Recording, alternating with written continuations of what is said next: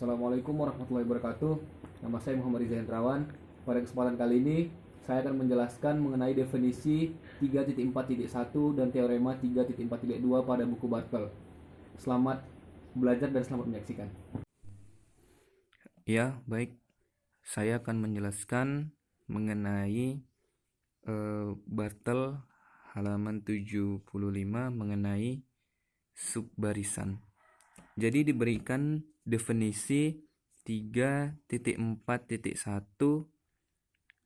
yang mana berisi misal X barisan bilangan real dan N1 kurang dari N2 kurang dari N3 dan seterusnya merupakan barisan naik dengan tegas.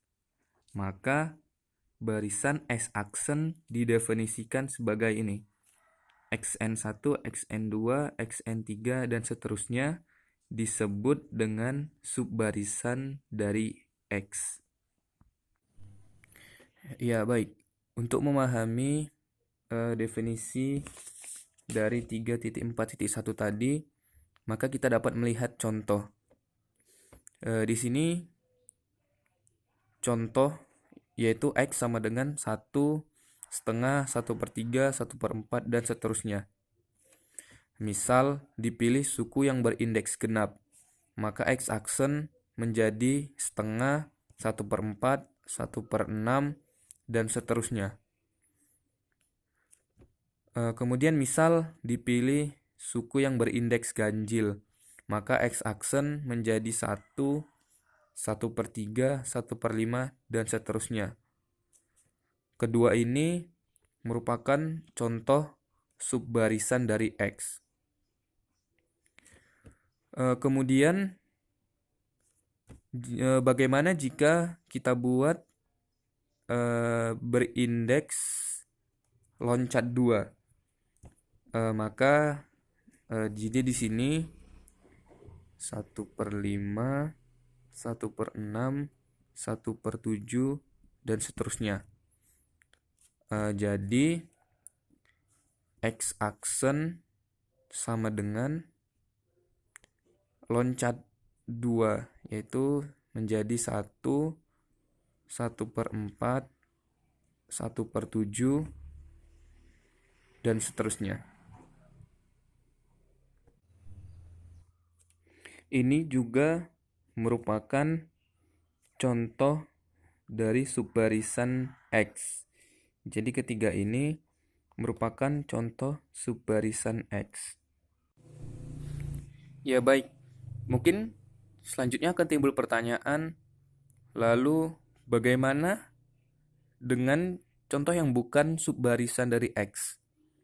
Jadi untuk contoh yang bukan subbarisan dari X seperti ini. 1/2, 1, 1/4, 1/3, 1/6, 1/5, dan seterusnya. Bagaimana bisa subbarisan ini bukan merupakan subbarisan X, sedangkan subbarisan ini terdapat di barisan ini. 1/2, 1, 1/4, 1/3, 1/6, dan 1/5. Kenapa disebut bukan subbarisan X sedangkan terdapat pada barisan X? Hal ini bisa kita lihat kembali pada definisi 3.4.1. Misal X barisan bilangan real dan N1 kurang dari N2 kurang dari N3 dan seterusnya. Apa maksudnya? Maksudnya adalah untuk pengambilan subbarisan itu harus berurut. Bisa kita lihat di sini 1/2, 1, 1/4, 1/3, 1/6, 1/5 itu tidak berurut seperti pada barisan X.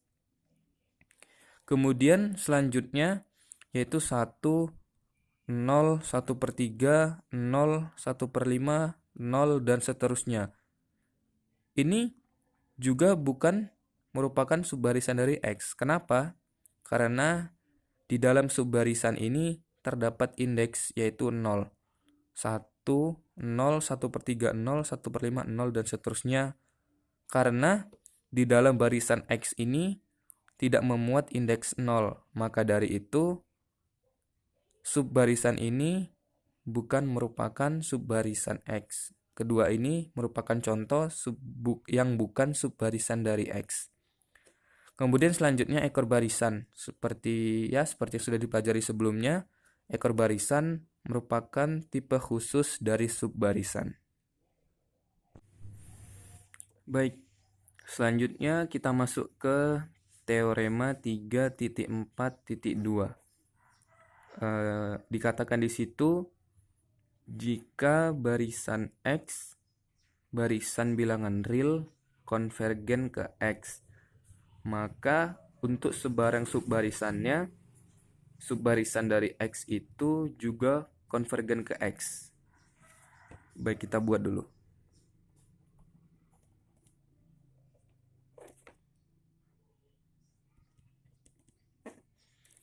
Di situ dikatakan jika X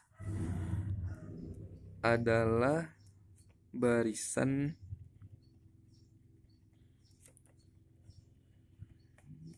bilangan real konvergen ke X, maka sebarang subbarisan X juga konvergen ke X. Apa maksudnya? Di sini terdapat jika dan maka. Jadi, jika X itu barisan bilangan real yang konvergen ke X, maka sebarang subbarisan X juga konvergen ke X. Berarti X belum tentu konvergen ke X. Jika subbarisan X konvergen ke X, belum tentu X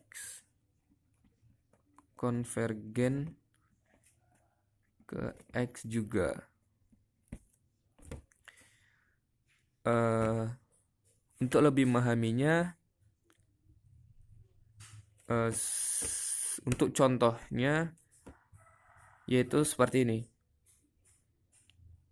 Misal barisan X sama dengan 0, 4, 0, 4, 0, 4, dan seterusnya. Kemudian misal X-aksen atau subbarisan dari X sama dengan 4, 4, 4, 4, dan seterusnya. Di sini bisa kita lihat X-aksen atau subbarisan dari X ini konvergen ke 4. Tetapi barisan X 04, 04, 04 dan seterusnya ini divergen.